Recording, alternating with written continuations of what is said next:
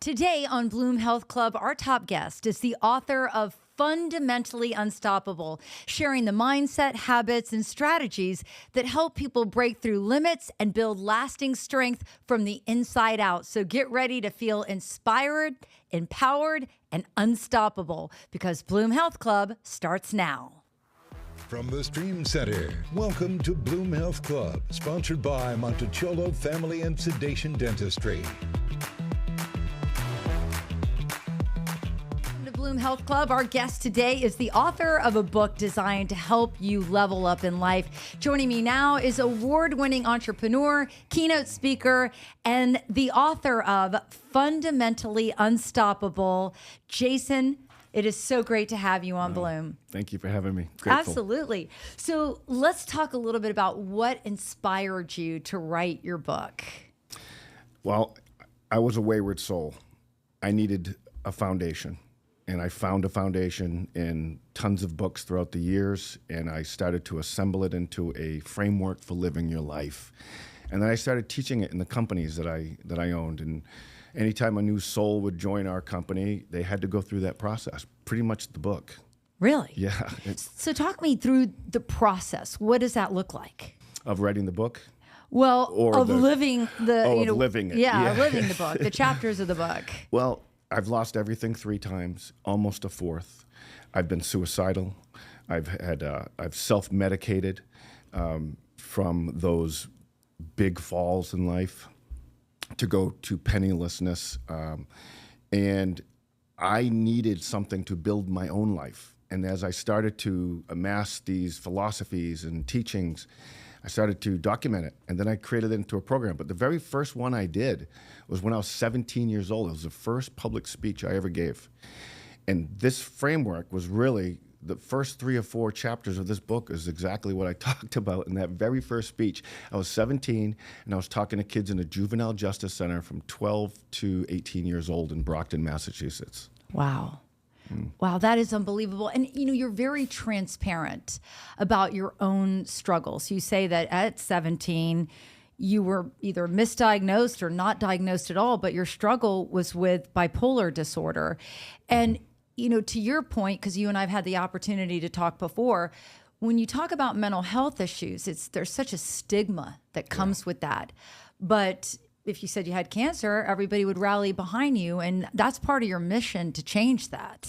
Absolutely. It angers me, actually, that people are afraid to discuss their mental health. And the reason why it angers me is because problems are going to ensue if left unchecked. If you have an undiagnosed illness, what do you think is going to happen? And a lot of these are progressive, too, so they get worse. Mm-hmm. So if you don't yell uncle or try to get some help, it just will get worse. And you know what? That's a lot of people too. Everyone connected to that individual is going to be down in that chaos, So what was the light switch for you? When were you able to start pivoting into a life where you were willing to take these risks, where you were able to manage your mental health concerns? Well, I didn't get medicated until 42 years old. Wow. So I lived a life of mania, which is intense. It's the best way to put it. Very intense living, fast living, risk taking. But when I got medicated, I felt like someone had cellophane over my face, and I just cut a hole through the mouth, and I went, oh. When I finally got medicated, I was like, oh my God, this is how normal people feel? This is amazing. Yeah, well, I want to ask you about that because some people don't like the medication. They feel that it dulls them and they almost miss the highs and the lows of life. But for you, you say that it was just something that was awakening. Well, the people that are feeling over-medicated and the shell of themselves are frankly either on the wrong drug, on the wrong amount of drug, or a combination of them. You have to kind of play mad scientist with your brain, and it can take 2-3 years to dial it in. I'm at a point where I've gotten it so perfect, I don't want to mess with it. Oh, would you like us to change it? No, I'm good. Let's keep this going. But it takes practice. And unfortunately, you take one that's not suited for you, and then you're like, you think they're all not going to be suited for you, and then you give up, and that's the worst thing you can do because you need a really good doctor, number one, and then when you do that and you figure it out, and you get into that smooth spot, and you stay steady.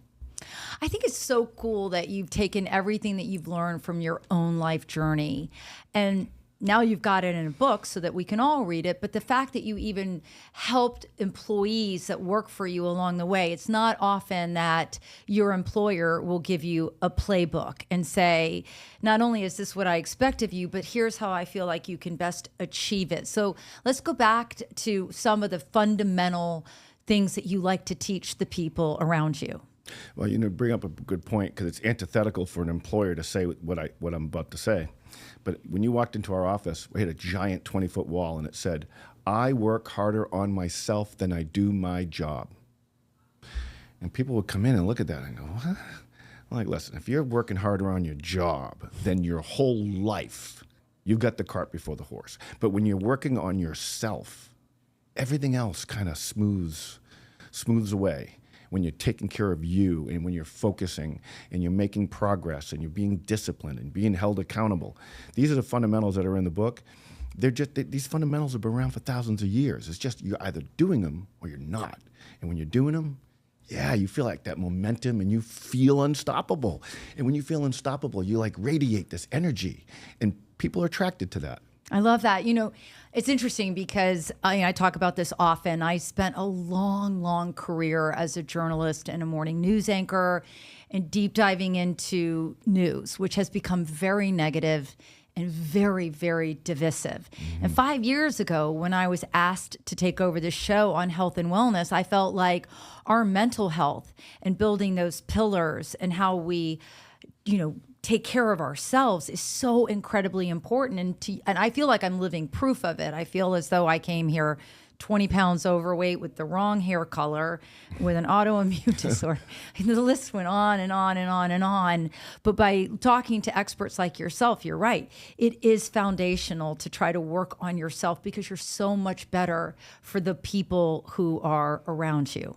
Yeah, I have a thing called purposeful intentionality, and I created a system called Thrive. It's actually in the book. Thrive is an acronym. Successful people, happy people, don't wake up and hope they have a great day. They make it. They carve it out. They craft what the day is going to be. So I created this system called Thrive. T is to be thankful. Have an attitude of gratitude. Let's start with that. See the people and the things that you're grateful for in your life. H is to hype yourself up. Give yourself a fighting chance. With all the negative news, hey man, today's going to be the day. I'm going to have that breakthrough. I'm going to get that call, whatever it is. R is to reach for information. Don't listen to the radio. Go listen to a book. Listen to a podcast. Feed your mind. Maybe even ask God for some guidance. I is to inspire service to others. Go out of your way today to make somebody smile or to help someone in some way, shape, or form. And V is for vibe. Don't be so serious, Lighten up, right? Lighten up, Francis, from the old movie. And then lastly, E is to evoke that feeling that which you want the most. And not only visualize what it would be like to have those goals, but then feel what it would be like to have it real and now. And now you start your day. Can you imagine that method right there? How you will change your day just by doing that? Oh, you're going to completely reframe it. Yes. I mean, even with the waking up with gratitude. And again, you don't have to be faith driven. I am, but you don't have to be thankful. Right. I walk into this building every day, and trust me when I tell you that I've been walking into this building for many decades now. And I look up at the sky and I look at the building and I just thank God for the opportunities that have been given to me. I try to, ask him to let me walk in light and let me help other people. When you start everything with that kind of mindset, most of the time, it falls into place. Not always. There's going to be, a wrench thrown into what your plans, what you thought your plans would be. So what's your advice for people when they hit that brick wall? Because I know you've hit it in your life. I've hit it in mine. If you've been on this planet long enough, you're going to face that wall. Yeah, I agree. And to go back to the gratefulness, what if you only woke up today with what you were grateful for yesterday? Yeah. What would you have? So, and then when you hit that wall, I want to bust through the wall. That's the reason why that train is busting through a wall. And if you're taking care of all the necessary things, all the fundamentals in your life, you're paying attention to your own patterns, you're doing the right mindset, You are unstoppable. And yeah, life is going to throw all kinds of challenges and disappointments. You're going to say, why me? Why now, God? You're supposed to give me what I can handle. Why do you think I can handle this? Yeah. But in the end, we always inevitably say, we always do. We always say, I wouldn't change a thing. Oh, yeah. With all my losses and everything, losing everything I've ever owned, I wouldn't change a thing. I wouldn't be here right this moment. I wouldn't have my little babies. I wouldn't have my life. Yeah, you're so right. And I think, too, that when you go through challenging phases of your life, and I've been through many, my most recent that I talk about often on the show and here on Bloom Health Club was the loss of my parents that meant everything to me. They were such amazing people. And I was by their side, both of them, through their end of life, which came back to back. But it was the principles that you speak of, the way you walk in, even during the dark days, even when you don't see that light at the end of the tunnel or you can't feel it or see it exactly, if you can put these principles into place and approach every day with the thankfulness, with the, what am I to learn here? It does help you through the darker times. I completely agree. I think that you have to take little tiny steps. I have the saying, inch by inch is a cinch. It feels overwhelming. You might be feeling you're in a hole. You might be, totally desperate and you don't feel like there's anything that's going to work for you. Take a little step. Yeah. Pray, read, listen to something, move forward from where you are today, and then just do it each and every single day. It's simple. It's not like I don't think there's no like hack. Mm-hmm. Here's a good hack, though. If you're down and out and you don't know what to do, start a new discipline. I like that. Even if it's wiping the little water drops from your sink and making sure it's beautiful and clean before you leave, right? Just something. And each day you do that and do a new one, you'll start to feel good. You'll build self-esteem, self-confidence, and you'll start to glow. Yeah. You're right. Even something as simple like right now, my husband and I, every January, and then it lingers on and on, we do dry January. It's a discipline. It's so that we can look at each other and say at any given moment, if this becomes a runaway train, you can just shelve it. I think you have to show yourself, prove yourself, like whether you go to the gym or whatever it is that you do in life, that discipline comes into play and it can help you during the dark days. And discipline is not comfortable. No, it's not. It's you go even though you don't want to go, right? Right. Like you do it because it's non-negotiable. Right? Right. And that's an uncomfortable spot. But that's like we spoke about before. Being in an uncomfortable state, the longer you can remain in that, the better off you are. Because that's where push comes from. Look at a muscle.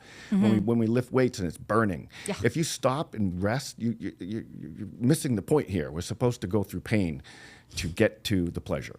I like that. And we talked earlier about the importance of embracing that space that feels uncomfortable. And I think whenever you shift in life, which it's very important to do, it's not going to feel like rainbows and unicorns. It's going to feel uncertain. It's going to feel uncomfortable.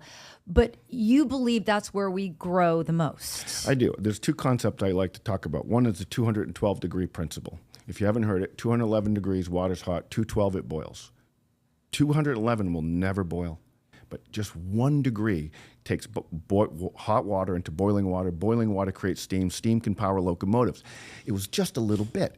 So imagine you're on a boat and you're anchored up and you want to move. What do you have to do? You got to pull the anchor. And then you look at the anchor and you're like, this big chain, big heavy thing. But you have to realize you only have to lift that anchor 1 inch off the ground of the bottom of the ocean, and that boat is moving. It's the same thing with your life. It's just that 212 to me is that extra little thing, an extra bit of uncomfortability, pain, suffering to get to where you want to go.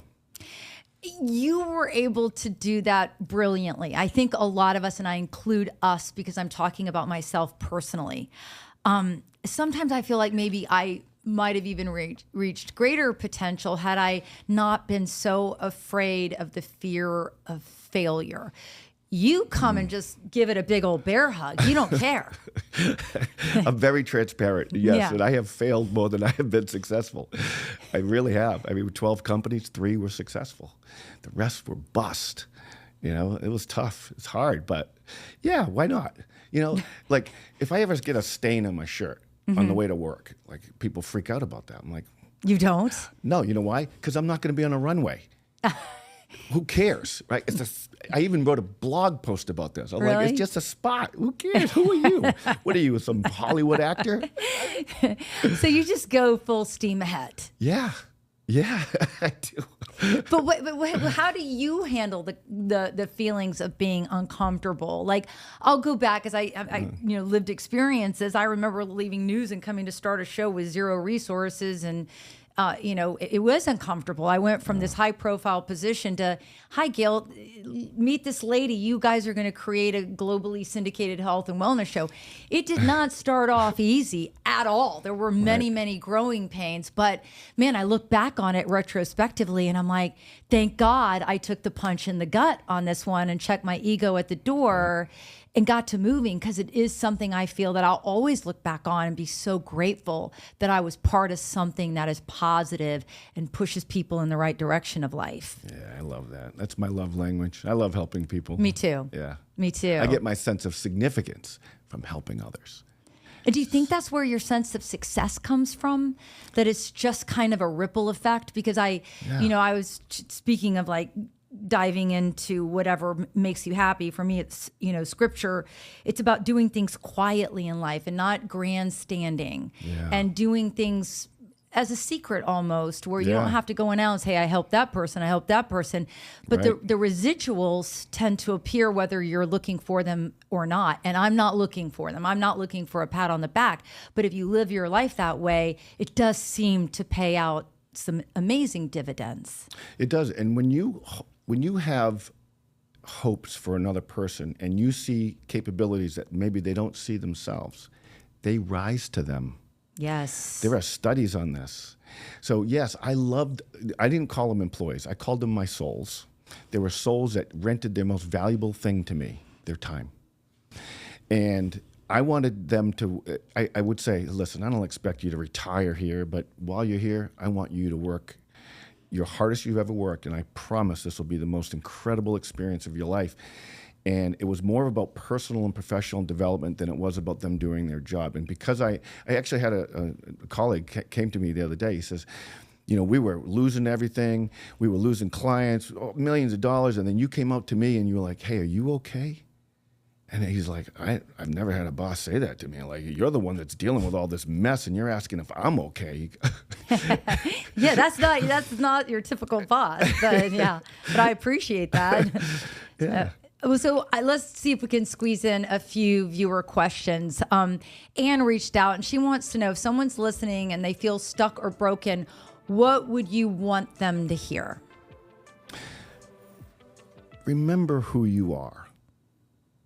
Remember how far you've come, the battles you have fought, the forging you have done to make you into who you are today. Remember that always. I had to do that in my darkest of times. My friend once said, you're Jason Caras. Right? You remember that, right? We need to reflect. I actually have another methodology I teach in the book, which is called the gaze of reckoning. And it's about staring into the mirror. And for the first 5 seconds, you're like, oh, I got to pluck that eyebrow. And there's a booger. That would be me. I got a booger on my nose. Yeah. But then you start to stare into your soul. And then you start to reflect. And then you start to have a conversation with that inner person that wants to live the most extraordinary part of your life. And it might say, you may even say it out loud. You might say, all right, it's time.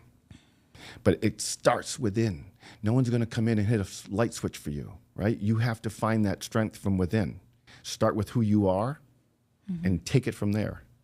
I love that. All right, let's move on to Mary, who wants to know, what is one small step someone can take today to start again? I would say start with a system. Imagine a city without streetlights. Imagine a football game without any plays or organization. It would be kind of funny, really. If you're not subscribing to some sort of system for your life, then you're subscribing to a life of chaos. Things happen to you. Don't go into the world like that. Start with owning that this is going to be my day. I'm going to make it the way I want to make it. I'm going to start with purposeful intentionality. I'm going to set the tone, and I'm going to go through my day. That's it. Yeah. I love that. I love that. All right, let's go to Mark, who wants to know, where can people find your book and learn more? Oh, awesome. Yeah. Amazon. It's on Amazon. By the way, that was a pretty easy process getting a book. Was it? Oh, yeah. It was really cool. I used Grok AI. Okay. Told me how to apply and get the ISBN number and all the stuff that you have to do. And they just print these on demand. So it's on Amazon. It's on my website. I'm actually going to write another book called Thrive, which is a part of that, the purposeful intentionality. It's going to be a small book, but now that I've written a book, I'm going to write more. I loved it. You do? Oh, I loved it. It was so awesome. Yeah, you're pouring your heart and soul into this and bearing your soul. I love that. And I do. Oh, Nacha, she's here. I'm so glad. This is our director and our producer of Bloom and Bloom Health Club. Yes. Nacha, do you have a question? Yes, I did want to add one viewer question on my end. Going back to your struggles, I wanted to know, what was that one thing that kind of sparked that change going down the same road? Because when someone's dealing with addiction, sometimes it's easier to stay in the comfortable in what you know, and stay in the cycles of addiction, or if you're dealing with mental health issues, it's kind of easier to stay, even if it's an uncomfortable and you don't want to be in that anymore, it's easier to stay in that cycle that you're in. So what was it that triggered for you that change of, this is what I'm going to pivot and get out of this and focus on wellness? It's going to sound crazy, but I was sitting at a kitchen table with a kilo of cocaine and a machine gun.